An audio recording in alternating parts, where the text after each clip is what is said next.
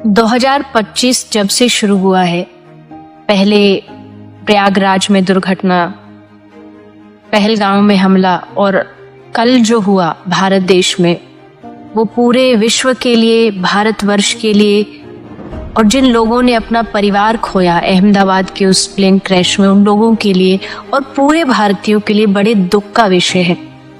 भगवान के चरणों में यही प्रार्थना है कि पूरे राष्ट्र को, हम सबको बल दे, विशेष उन परिवारों को बल दे जिन्होंने अपनों को खोया है।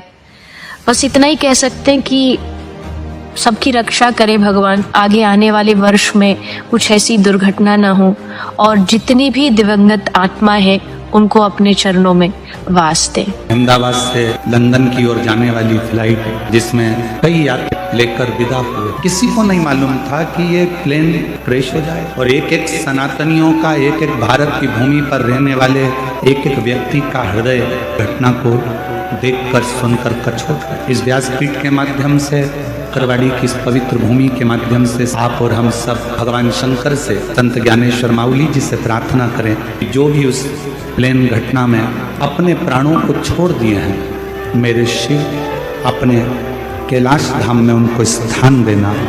अहमदाबाद से लंदन के लिए वो एयर इंडिया फ्लाइट जा रही थी और जो ही वो फ्लाइट उड़ ही रही थी कि अचानक दुर्घटनाग्रस्त हो गई।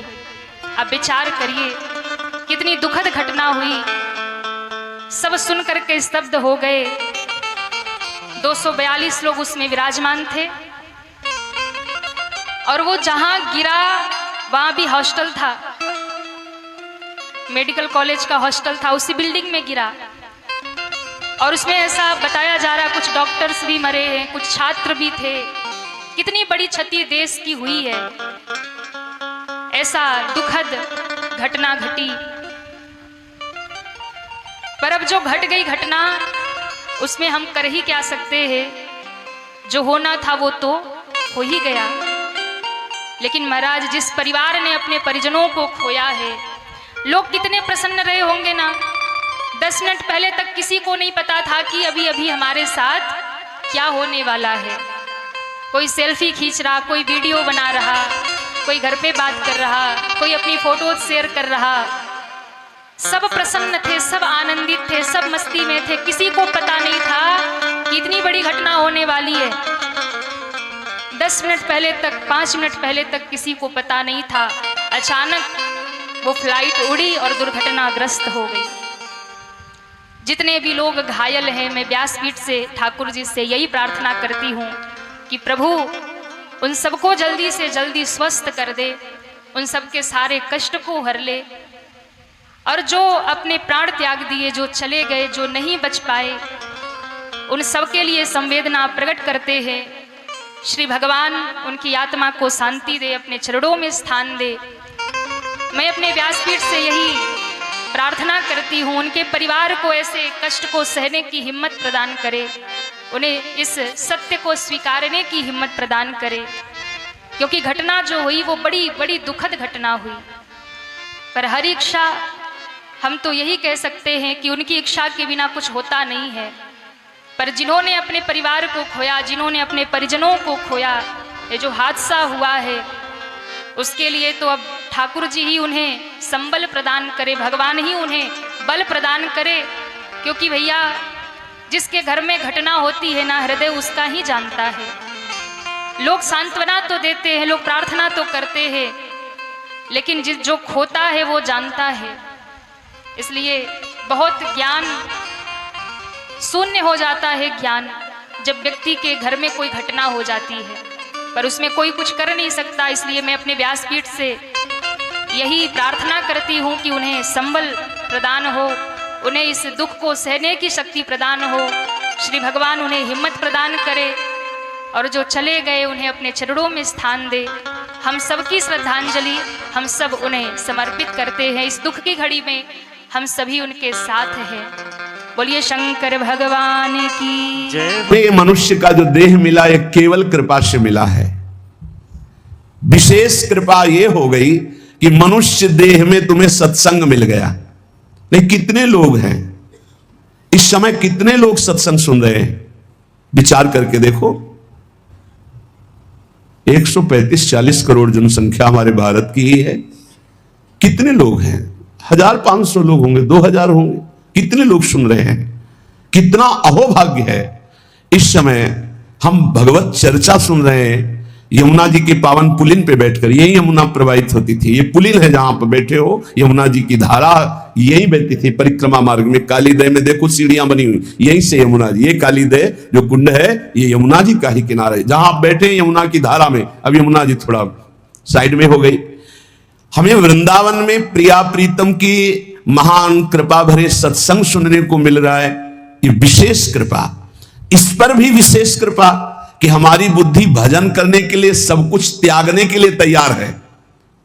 विशिष्ट कृपा, हमारी बुद्धि अब कह रही कि छोड़ो सब कुछ, भजन में लगो, भजन में लगो। इस सुअवसर को हाथ से मत जाने देना, नहीं तो कृपा का अपमान करने वाला केवल पछताता ही पछताता है। ये अहेतुकी कृपा हो गई है। तुम बड़े भाग्यवान हो अगर तुम्हारा मन श्री प्रिया प्रीतम के भजन में लग रहा है, तो तुमसे बड़ा कोई राजा नहीं है। दुखी मत हो। और जिनका भजन में मन नहीं लगा, भोगों में लगे, उनसे बड़ा कोई कंगाल नहीं। चाहे कोई कितना भी बड़ा धनी जमींदार, चाहे जितना बड़ा पदाधिकारी हो, यदि भगवान से विमुख है, धर्म से विमुख है, अधर्माचरण करता है और खूब ऐश्वर्य वैभव, तो उससे बड़ा कोई भिखारी नहीं, क्योंकि हाथ में कुछ नहीं लगेगा पाप के सिवा। आज तुम्हारा वास कमजोर है, तुम्हारे खान पान की व्यवस्था कमजोर है, तुम्हारा कोई साथ नहीं दे रहा है, संपत्ति भी नहीं है, लेकिन तुम प्रिया प्रीतम का नाम जप कर रहे हो, तो कह रहे तुमसे बड़ा कोई राजा नहीं है, तुम बहुत बड़े धनी हो। देख लेना समय पर जब ये फसल अपना रंग दिखाएगी। भजन में तुम्हें कुछ त्याग करने के लिए हम नहीं कह रहे हैं। तुम जो काम करते हो धर्म पूर्वक करो, जो काम करते हो प्रभु को समर्पित कर दो और नाम जप करते रहो। शरीर को सेवा का साधन बना दो, मन को सुमिरन में लगा दो। आप देख लेना, अगर अहंकार नहीं करोगे तो तुम्हारा बेड़ा पार हो जाएगा। शरीर को सेवा में लगा दो, जो कर्म करते हो धर्म पूर्वक करो, उनको प्रभु को समर्पित कर दो और नाम जप करो। और अहंकार नहीं करोगे तो बहुत जल्दी तुम ज्ञान को प्राप्त हो जाओगे। तुम्हारे हृदय में ज्ञान प्रकाश हो जाएगा तो अहंकार नष्ट हो जाएगा। अहंकार नष्ट होते ही भगवत तत्व का बोध हो जाता है। देखो, तुम्हें कहीं भागने की जरूरत नहीं है। मन की दिशा जो भोगों की तरफ है, उसे मोड़ करके प्रभु की तरफ लगानी है। तुम्हें जो ही प्रभु की तरफ अपने मन को, अपने मुख को मोड़ा, तो बिना साधन किए करोड़ों जन्मों के पाप नष्ट हो जाते हैं। सन्मुख हो ही जीव मोहि जब ही, जन्म कोटि अघ नाशो तब ही। जो ही जीव भगवान के सन्मुख हुआ, मन को मोड़कर प्रभु की तरफ किया, राधा राधा, करोड़ों जन्मों के पाप नष्ट होने लगते हैं। जिनका भोगों की ओर मन है, चिंता, शोक, भय, दुख, जन्म मृत्यु, ये नहीं हटेगा। चाहे जितना रुपया जमा कर लो, चाहे जितना भोग लो, चिंता, शोक, भय, मृत्यु, ये तुम्हें सताते रहेंगे। नरक के निंदनीय गर्त में तुम्हें गिरना पड़ेगा, महान दुख भोगना पड़ेगा। इसलिए तुम पर भगवान की कृपा हो गई है। मनुष्य शरीर, सत्संग, भजन की महिमा। अब आप अपने ऊपर कृपा कर लो कि भजन में मन को लगाओ। विश्वास करो, अपने को जो भजन में लगाता है, मानो पग पग पर अपनी सुरक्षा कर रहा है, पग पग पर अपने को सुख की तरफ ले जा रहा है। और जो अपने मन इंद्रियों को भोगों में लगा रहा है, तो पग पग पर अपने को फंसा रहा है, वो दुख भोगने की तरफ जा रहा है। देखो, भगवत कृपा बरस रही है, सब तरफ से कृपा बरस रही है। तुम्हारे ऊपर अपार कृपा हो गई है। बस तुम इस कृपा का परिचय करो और इस कृपा के परिचय को प्राप्त करके डूब जाओ। हमारे ऊपर अपार कृपा श्री जी की। भगवत प्राप्ति के लिए ये बहुत अनिवार्य है कि इस कृपा का आदर करो। जो जो आपके ऊपर कृपा हुई उसको वर्ण करो। कितनी कृपा। ये देखो, वृंदावन में बैठ करके भगवत चर्चा, कथन, श्रवण, नाम कीर्तन, पद गायन, संत दर्शन, भगवत दर्शन, कितना सौभाग्य। जगत को सुधारने वाली बात भी अपने मन में मत लाओ। तुम ठेकेदार नहीं हो जगत के, पहले तुम सुधरो तब बात समझ में आएगी। तुम्हारा सुधार हुआ कि जगत को सुधारना नहीं, ये सब भगवत स्वरूप है। पहले तुम सुधरो। और प्रायः यह होता है कि हम जगत सुधारने की बात, जहां थोड़ा परमार्थ बना तो हम दूसरों को सुधारने की बात सोचने लगते हैं। पहले तत्व तक पहुंचो, पहले बोध प्राप्त करो, नहीं तो बीच में अगर पूरे सच्चे खिलाड़ी नहीं हो तो माया के पार्षद टांग मार के अपने पक्ष में गिरा लेंगे और तुम अपने पक्ष में पहुंच नहीं पाओगे। इस जगत को प्रभु स्वरूप समझो और अपने आप को प्रभु के चरणों में न्यौछावर करके चुपचाप दीन बन के अपने को छुपाते हुए दीन बंधु के सुमिरन में खो जाओ। जो थोड़ी भक्ति करके लोगों में परिचय बनाना शुरू कर देते हैं कि मैं भगत हूं, मैं अमुक अनुष्ठान कर रहा हूं, मैं अमुक अमुक साधना कर रहा हूं, बिकने लगते हैं। याद रखो, वो प्रभु की प्राप्ति के पथ से बहुत ही भटक जाते हैं। प्रभु के प्रेम रंग को प्राप्त करने के लिए जब तक भगवत प्राप्ति ना हो जाए तब तक परिचय को छुपा के रखना चाहिए। अपना परिचय कोई न जान पावे कि मैं कौन हूं, क्या हूं, कैसा हूं।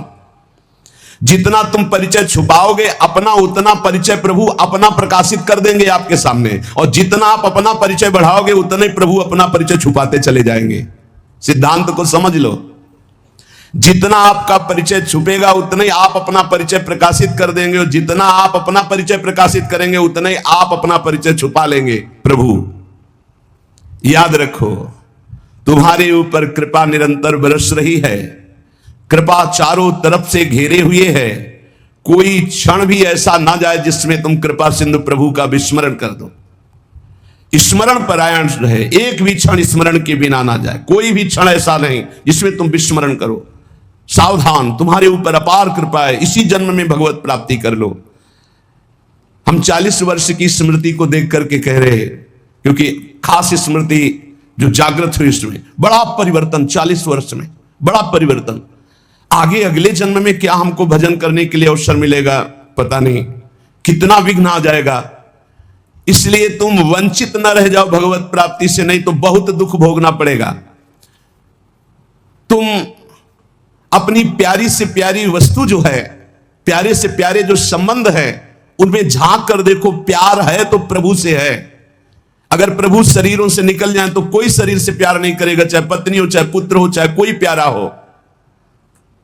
तुम उसी प्यारे से प्यार करो, निहाल हो जाओगे। सचमुच विश्वास करो, वो सामने नहीं आ रहा पर वो छुप छुप कर आपको बहुत प्यार कर रहा है। सम्मम प्रिय सम्मम उपजाए। सच्ची सच्ची सच्ची बहुत प्यार करते हैं प्रभु, बहुत प्यार करते हैं प्रियाजू अपने लोगों को। अहेतुकी कृपा। हमारा प्यार देखो क्या है, ईमानदारी से देखो, 100 में 1% प्यार नहीं प्रिया प्रीतम के प्रति, और उनका 100 का 100% हमारे प्रति प्यार है। देख लो कहां हम कौन है, कैसे हैं, आज भी कैसे हैं, और उनकी कृपा कहां बैठा ले। क्या कर रही कृपा उनकी, कितना हम कर रहे हैं तो बुरा ही कर रहे हैं, और वो कर रहे हैं तो कृपा ही कृपा कर रहे हैं। हम सोना बिगाड़न को तो सोना संवारन को, तो ही मोई परी होड़। जब ये बात हम देखते हैं तो रोना आता है। कहां उनकी अपार कृपा और कहां हमारी नीचता। वो अज्ञात रूप से आपको बहुत प्यार करते हुए हर समय आपको दुलार कर रहे हैं।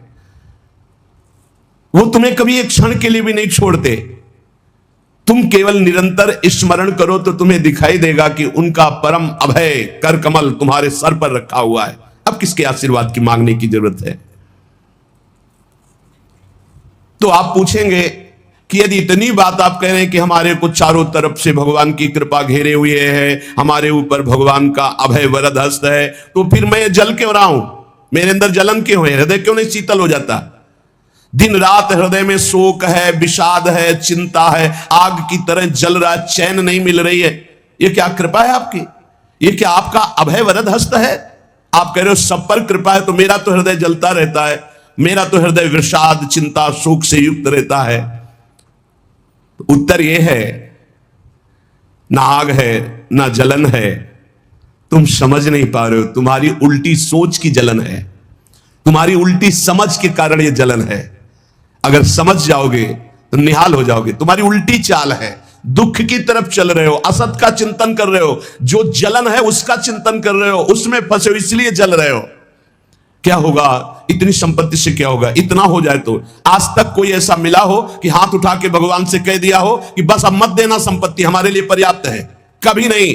100 तो हजार, हजार तो लाख, लाख तो 10 लाख, 10 लाख तो करोड़, करोड़ से अरब, अरब से खरब, कितना मर जाओगे, एक चवन्नी तुम्हारे हाथ नहीं जाएगी, 25 पैसे हाथ नहीं जाएंगे। बस ये सोच तुम्हारी तुम्हें नरक ले जाएगी, तुम्हारी दुर्गति कर देगी। यही तुम्हारे जलन का कारण है। जलन का कारण भगवान नहीं है, जलन का कारण और कोई व्यक्ति नहीं है। जलन का कारण आपकी सोच है, आपका चिंतन है, आपका भाव है। इसी भाव को, जो मलिन भाव है, भगवत भाव में लगा दो, अभी आनंद में डूब जाओगे।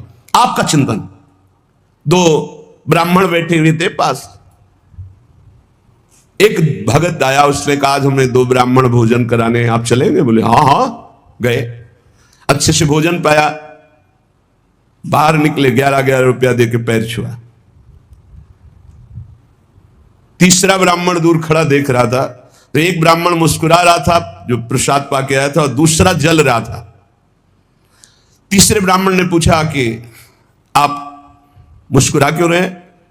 तुम कहा यार आज तो भोजन की भी व्यवस्था नहीं थी, भगवान ने कितनी कृपा की, भोजन भी मिला, 11 रुपया दक्षिणा मिली। दूसरे से कहा आपका चेहरा उदास है, आप जलन से युक्त क्यों है? यार हमने सोचा था 51 रुपया देगा, 11 दिया, तो 40 का तो घाटा हो गया ना, इसलिए चल रहा हूं। अब उसमें बोलो भगवान की क्या कमी है? भगवान ने दोनों को भोजन दिया, 11-11 दक्षिणा दी, उसका भाव उसको जला रहा है, उसका चिंतन उसको जला। एक खुश है कि भोजन भी मिला, 11 रुपया मिले, एक नाराज है, जल रहा है कि 51 तो देता, 40 का घाटा हो गया, हृदय में जल रहा है। ये जलन, ये शोक, ये चिंता, ये विषाद तुम्हारे चिंतन से है, तुम्हारी गलत दिशा से है, तुम्हारे गलत आचरणों से। भगवान की कृपा आप पर है, पर आप गलत दिशा जा रहे हैं, आप गलत चिंतन कर रहे हैं, आपका गलत भाव है, इसलिए आप शोक, विषाद, चिंता, भय आदि में हैं। तुम्हारा ज्ञान अज्ञान ही है, क्योंकि तुम दुख को सुख मानकर भोगने के लिए दुख की तरफ जा रहे हो। इस संसार में जिसको कहीं कुछ भी अच्छा लग रहा है, कोई भोग, कोई व्यक्ति, कोई उत्पाद, कोई वस्तु, वो अज्ञान ही है। दुखालयम शाश्वतम बोर्ड लगा दिया भगवान ने, यहां नाशवान सब कुछ है जो कुछ भी आपके पास है, और सब दुख देने वाला है परिणाम में। परिणाम में, वर्तमान में तो तुम्हें सुखद लगेगा, लेकिन परिणाम में दुख देने वाला यहां सब कुछ है। जो दिखाई दे रहा है वो है नहीं, जो है वो दिखाई नहीं दे रहा, यही माया का कार्य है। इसलिए तुम्हारी सुख की कामना तुम्हें दुख दे रही है। तुम्हारे हृदय में जो ये भाव बैठ गया है कि हम रुपया से, पद से, भोगों से, नाना प्रकार की सामग्री अगर हम मनचाही मिल जाए तो मैं सुखी हो जाऊं, कभी सुखी नहीं होगे। अगर मिल भी जाए तो कभी सुखी नहीं हो सकते, क्योंकि तब लग कुशल न जीव को, सपने हु मन विश्राम, जब लग भजत न राम को, शोक धाम तज काम। जब तक शोकों के धाम, कामनाओं का त्याग कर भगवान का भजन नहीं होगा, तब तक शांति नहीं मिल सकती स्वप्न में भी मन को। ये जो सृष्टि दिख रही है ये ऐसी है नहीं, ये अविद्या के कारण दिख रही है, ये ब्रह्ममय है, ये भगवत स्वरूप है। भगवान गीता जी में कह रहे हैं वासुदेवा सर्वमिति समात्मा सुदुर्लभा। जो महान आत्मा ऐसा देखता है कि सब भगवान, केवल भगवान, पूरे के पूरे भगवान, मत्ता पर तरफ नान्यत किंचिदस्ति धनंजय, किंचन मात्र कुछ और नहीं, वो भगवान की कृपा से परमानंद में डूबता है। चलो, यदि तुम नहीं सुधर सकते, नहीं छोड़ सकते, तो जो होता है होने दो, तुम नाम को पकड़ लो। तुम्हारे रोकने से न मन रुक रहा है, न इंद्रियां रुक रही, न बुरे आचरण रुक रहे हैं। छोड़ो, रोकने की बात छोड़ो, पकड़ो, नाम को पकड़ो। राधा राधा राधा। अपने आप घृणा ना हो जाए तो हमसे बता देना, अपने आप घृणा हो जाएगी, पक्का हो जाएगी। बड़े बड़े विषयी पुरुषों को ऐसी घृणा हुई कि जीवन में लौटकर कभी भोगों की तरफ नहीं देखा, जीवन में लौट करके ऐसे आसक्त भोगी पुरुष, और जिस समय नाम का कृपा प्रसाद चढ़ा तो लौट करके नहीं देखा उन भोगों की तरफ। तुम तो बस अपने मंगलमय प्रभु के चिंतन में चित्त को जोड़ दो, फिर देखो कैसा परिवर्तन होता है। तुम किसी स्थिति की खास कल्पना मत करो, निश्चिंत हो जाओ। तुम नाम के जपने में चित्त को जोड़ दिया तो ऐसे सुख के प्रवाह में पड़ोगे, तुम्हें पता ही नहीं है कि कितना सुख नाम जापक को मिलता है। अगर नाम जप नहीं करोगे तो तुम्हें पता है तुम सुख के लोभ में ऐसे भयानक जगह गिरने जा रहे हो जहां से तुम्हें केवल केवल हरि बचा सकते हैं, दूसरा नहीं। बड़ा सुंदर दिखाई दे रहा है, बड़ा लुभावना सुखद दिखाई दे रहा है, लेकिन भगवान से विमुख होकर जब इसको भोगने जाओगे तो ऐसा फंस जाओगे कि निकलना मुश्किल हो जाएगा। संसार एक ऐसा सुहाना दलदल है जिसमें जानबूझ के जाके फंस जाया जाता है। दलदल का मतलब होता है ऊपर से एकदम सूखी पपड़ी, ऐसा लगता है कि बिल्कुल आप थल में आराम से चले जाइए, कहीं कोई परेशानी नहीं, और जो ही गए तो गले तक गए, एकदम रबड़ी जैसा वो मिट्टी होती, धंसते चले जाओ। ऐसा दुखद, ऐसा चिंता शोक जलन वाला संसार इतना सुहावना बना है माया से कि जानबूझ करके हम इसमें कूद जाते और जलते रहते। चिंता शोक भय ईर्ष्या द्वेष काम क्रोध लोभ मोह मद मत्सर एक है, ये सब तुम्हें जला देंगे यदि नाम जप नहीं करोगे। इसीलिए हर प्रश्न का उत्तर नाम जप है, क्योंकि सब का बल नाम में ही प्रकट होता है। इस दुख से तुम कभी अलग नहीं हो सकते, ये दुख तुमसे कभी अलग नहीं हो सकता, ये जलाएगा जब तक भजन नहीं करोगे। इसलिए भजन करना सर्वोपरि बात समझ लो। अगर समझ में आ रही हो तो समझ लो, केवल इतना समझ लो, तुम नाम को पकड़ लो, नाम सबसे छुड़वा देगा आपको। एक जन्म स्वांग ही कर लो भक्ति का, झूठा खेले साचा होए, झूठा शुरू कर दो। ये हमारा भाव तो नहीं बनता, हमारी भक्ति तो नहीं, पर अब कहा है तो राधा राधा शुरू करते हैं। झूठा खेले साचा होए, ये मार्ग ऐसा, झूठे से बोलो राम कृष्ण हरि तो आपका मंगल हो जाएगा। जे ही आप नाम जपना शुरू करते हैं तो खास बात क्या होती है कि आपके जीवन की बागडोर स्वयं श्री कृष्ण ऐसे पकड़ लेते हैं जैसे अर्जुन के रथ की बागडोर पकड़ ली। अब वो आनंद की ही तरफ ले जाएंगे, आपको दिखाई देगा, क्योंकि आपके नेत्र गलत है। जहां दुख है वहां आपको आनंद दिखाई दे रहा है, जहां आनंद है वहां आपको दुख दिखाई दे रहा है। तो अब श्री कृष्ण आपकी यात्रा आनंद की तरफ करेंगे तो हो सकता है आपके नेत्रों में दिखाई दे कि दुख ही दुख है भक्ति में, लेकिन वास्तविक आनंद का मार्ग भगवान के चरणारविंद तक है। अगर इनके चरणों तक नहीं पहुंचे तो आनंद कहीं नहीं। आ ब्रह्म स्तंभ पर्यंतम सर्वम मायामयम जगत। विश्वास करो भगवान सत्य है, विश्वास करो भगवान नित्य है, विश्वास करो भगवान सर्वत्र है। तो भगवान सर्वत्र है, विश्वास करो तो भय किससे? एक क्षण के लिए भी वे तुम्हें नहीं छोड़ते, हर समय तुम्हारे साथ रहते हैं। ये बात कब जानोगे? जब नाम जप करते हुए विश्वास करोगे। भगवान तुम्हें बहुत प्यार करते हैं, वो सर्वशक्तिमान हैं, बस तुम उनकी तरफ मुड़ो, वो इतना देखना चाहते हैं। जो ही मुड़े तो सारी शक्ति लगाकर तुम्हारा कल्याण कर देंगे। और वो अपार शक्तिशाली है, फिर कोई आपको डिगा नहीं सकता, गिरा नहीं सकता। हम पुकारते नहीं हैं उनको। एक बालक विद्यालय की तरफ जा रहा था तो छोटा सकरा मार्ग था, तो एक पहाड़ के टुकड़ा करके गिरा, तो वो निकलने के लिए पूरी ताकत लगा के उठाया, फिर भी नहीं उठा, फिर और ताकत लगाया, नहीं उठा, फिर पूरी ताकत लगाया, नहीं उठा, और निराश होकर बैठ गया। उसका पिता देख रहा था, तेरी अभी पूरी ताकत नहीं लगी, तू मेरा बच्चा है, तेरी पूरी ताकत तो मैं हूं, मुझे पुकार। और आया और उठाकर बाहर फेंक दिया। बस हम में यही कमी है, हम बार बार माया से परास्त होकर हार कर बैठ जाते हैं, लेकिन अपने पिता को नहीं पुकारते। हमारे पिता सम्मम प्री सम्मम उपजाए प्रभु हैं, हमारा पूरा बल प्रभु हैं। अगर हम अपने प्रभु को पुकारें आर्त भाव से तो कोई भी माया का ऐसा रोड़ा नहीं है जो हमारे मार्ग में बाधा पहुंचा सके। विश्वास करो भगवान सत्य संकल्प है, विश्वास करो जब तुम उनसे मिलने का संकल्प करोगे तो तुम्हें कृतार्थ कर देंगे। पर हृदय से तुम मिलना चाहो, तुम उन्हें चाहोगे तो तुम्हारी क्षुद्रता, तुम्हारे पाप, तुम्हारे ताप, तुम्हारी कलुषित जड़ मति मन, ये सब निर्मल हो जाएंगे। यदि तुम उन्हें चाहोगे तो तुम्हारी दरिद्रता नष्ट हो जाएगी। तुम विशाल हृदय वाले परम पवित्र दिव्य चिन्मय मन से उन चिदानंद प्रभु का अनुभव करोगे। अतः तुम केवल उनकी चाह करने के लिए नाम जप करो, तभी ये चाह पैदा होगी, तभी ये चाह टिकेगी। तुम कृतकृत्य हो जाओगे, महान बन जाओगे। ये भिखारीपना छोड़ो कि तुम्हें कोई और सुख दे सकता है, नहीं। ये अनित्य नाशवान संसार में, नाशवान भोगों में लगे हुए तुम्हारी मांग पूरी नहीं कर सकते। तुम्हारी मांग अविनाशी परमात्मा से पूर्ण होगी। अनेक जन्म व्यतीत हो गए, अभी तक परमात्मा से नहीं मांगा। बोले नहीं हम तो कई बार मंदिर में मांगे आए हैं, नहीं, ये मांग नहीं सुनी जाती। ये मांग नहीं सुनी जाती। हम तुम्हें बता रहे हैं मांग कहां से होती है।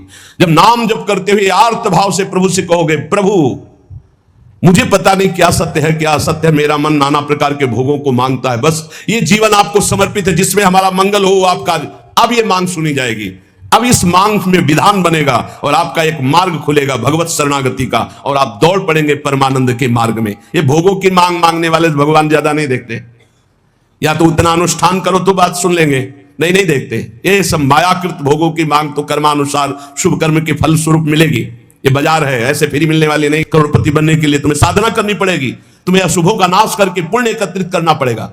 और भगवान की प्राप्ति के लिए अगर आर्त भाव से भगवान को पुकारो, नाम जप करो, सब मंगल हो जाएगा। और भगवान मिल गए तो ये माया रचित संसार तो उनके एक संकल्प से प्रकट हुआ है। पक्का समझ लो, श्रद्धा करो या ना करो, हमारी बात को खुल के समझ लो। आप समझते हो मंदिर में जाए मांगे बात पूरी हो जाएगी, नहीं होगी, लिख लो। ऐसे खिलवाड़ नहीं है कि हो जाएगी। पत्नी की प्राप्ति करनी थी तो करदम जी ने 10,000 वर्ष तपस्या की, तब पत्नी प्राप्त हुई। आप देखो ना, कोई भी उपाय। जब पुत्र नहीं हो रहा था दशरथ जी के, तो वशिष्ठ जी के यहां जाकर के प्रार्थना की, महाराज पूरी अयोध्या सुनी सुनी लग रही, बिना संतान के आगे चक्रवर्ती सम्राट पर बैठने वाला कोई अधिकारी नहीं दिखाई दे रहा।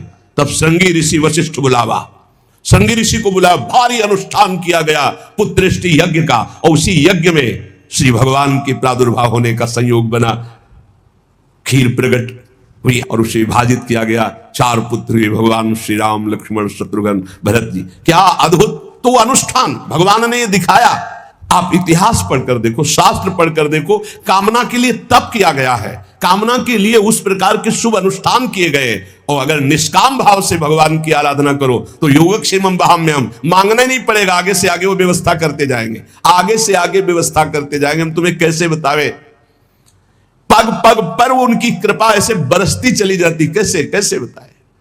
जहां ऐसा कैसे होगा, ये हमारे सामने प्रश्न आया कि उसका उत्तर उसके पास पहुंच जाता, हो गया, ये हो गया। प्रश्न हुआ कैसे होगा, और वो हो गया। अरे कर तुम अन्यथा कर तुम, हम प्रभु की शरण में हैं, उनके वचन कभी झूठे हो सकते हैं। वो कहते हैं अनन्यश्चिन्तयन्तो माम ये जनाः पर्युपासते तेषां नित्याभियुक्तानां योगक्षेमं वहाम्यहम्, मैं स्वयं वहन करता हूं, अप्राप्ति की प्राप्ति कराता हूं, क्षेम की रक्षा करता हूं। किनको? जो केवल मेरा चिंतन करते हैं। फिर आपको चिंता की बात नहीं, और आप चिंतन नहीं कर रहे, मनमानी भोगाचरणों में उतरे हुए हैं, और आप चले गए मंदिर, भगवान हमारी कामना पूर्ति नहीं होगी, पूर्ति हमारी बात मान लो, उसके लिए अनुष्ठान करना पड़ेगा उस कामना के अनुसार। अच्छा, दूसरे लोग होते हैं, जैसे किसी लेबर से कहा जाए तुम्हें 500 रुपया देंगे, शाम तक ये काम हो जाना चाहिए, बोले जी साहब, ऐसे भगवान से बात करते हैं। लंदन जाने वाली एक फ्लाइट क्रैश हो गई 1:30 बजे। 240-50 के लगभग लोग जल गए, मृत्यु हो गई। पूर्व मुख्यमंत्री भी सवार थे गुजरात के उस फ्लाइट में, और फ्लाइट उड़ी है और आग लग गई उसमें, जाके एक बिल्डिंग से टकराई। जिस बिल्डिंग से टकराई वो खाली थी, निर्माण हो रहा था, कोई रह नहीं रहा था, नहीं वो भी मारे जाते। बड़ा दुखद ये घटना है। कितने निर्दोष परिवार बेचारे, कितनों के बच्चे, कितनों के अपने माता पिता, बहन भाई, पति पत्नी उस एक्सीडेंट में चले गए। इसलिए हम आपसे यही प्रार्थना कहते हैं, ये हादसे हमें ये सिखाते हैं कि हमें अपना काम अच्छे से करना चाहिए। जिस आदमी ने उड़ान भरने के पहले प्लेनों को चेक करने वाले इंजीनियर होते हैं, जब फ्लाइट उड़ती है ना, उसके पहले पूरी उसकी छानबीन होती है, इंजीनियर उसको चेक करते हैं कि कोई गलती तो नहीं है, कोई दिक्कत तो नहीं। उन्होंने शायद ध्यान दिया ना होगा, और वो फ्लाइट 9 घंटे की फ्लाइट होती है, मतलब 9 घंटा लगता है लंदन जाने में, तो लंदन जा रही थी वो, और वो एयरपोर्ट से उड़ी और बस वहीं गिर गई, बाउंड्री के बाहर 1 मिनट के भीतर। वो उड़ ही नहीं पाई, ऊपर गई ही नहीं, क्योंकि उसकी जो ऊपर जाने का इंजन रहा होगा, स्पीड रेस रही होगी, उसमें कोई दिक्कत थी। ये देखने से पता चलता, यदि ठीक से देखा गया होता तो जब लोग अपना काम सही नहीं करते तो उनका परिणाम दूसरे को भोगना पड़ता। इसलिए अपने काम के प्रति ईमानदारी कितनी जरूरी है, क्योंकि आपकी लापरवाही किसी की जान ले सकती है। अब उड़ान से पहले पूरा चेकअप होता है, ठीक से चेक क्यों नहीं किया गया? सवाल तो खड़ा रहेगा ना ये। उस हादसे में सोचिए सारे लोग ही लगभग जिंदा, कितना भयंकर वो दर्दनाक मंजर रहा होगा ना, जब आग लगी उसमें जिंदा जलना कितनी बड़ी सजा है। बड़ा दुखद है ये, डराने वाले हैं ये हादसे। भगवान से हम यही प्रार्थना करेंगे कि उनके उस फ्लाइट में जितने भी यात्री थे सब भगवत धाम जाएं और सब भगवान की कृपा को प्राप्त करें, और उनके परिवार को ये दुख सुन करके सहन करने की शक्ति भगवान उन्हें अवश्य दें। यही भगवान जी से प्रार्थना, क्योंकि ये तकलीफ सही नहीं जाती। जिन्होंने उनमें से अपनों को खोया होगा, बड़ा दुखद और दर्दनाक। गलती ना हो, अपने अपने काम को प्रत्येक व्यक्ति ईमानदारी से करे तो ये हादसे हो ही ना। अब कई बार ट्रेन टकरा जाती है, ट्रेन टकरा गई आपस में। अब ये बताओ ट्रेन टकराई कैसे? जो वहां पर बैठा है सिग्नल देने वाला, यदि वो गलत सिग्नल देगा तब टकराएगी, सही सिग्नल देगा तो टकराने की संभावना है ही नहीं। इतनी बढ़िया व्यवस्थाएं बनी हुई हैं, सबका रूट निर्धारित है। एक व्यक्ति की लापरवाही होती है, वो सिग्नल देना भूल जाता है या सो जाता होगा, भगवान जाने, गलत सिग्नल दे दिया। एक ही ट्रैक पर 2 ट्रेन आ गई, आमने सामने टकरा गई। कितना बार ऐसा हुआ और निर्दोष लोग मारे गए। आपकी एक जरा सी गलती कितना बड़ा नुकसान कर सकती है, ये सबक है। इसलिए कहता हूं कि अपना काम बड़ी ईमानदारी से करो, जो काम दिया गया है ईमानदारी से। लापरवाही आप तो कर लेंगे, लेकिन उसका परिणाम वो निर्दोष लोग भोगेंगे जिनका कोई कसूर था ही नहीं।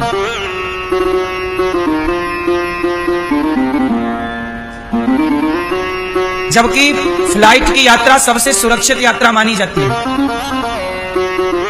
लाखों फ्लाइटें रोज उड़ती हैं पूरी दुनिया में, लाखों, हाँ या ना, नेशनल इंटरनेशनल।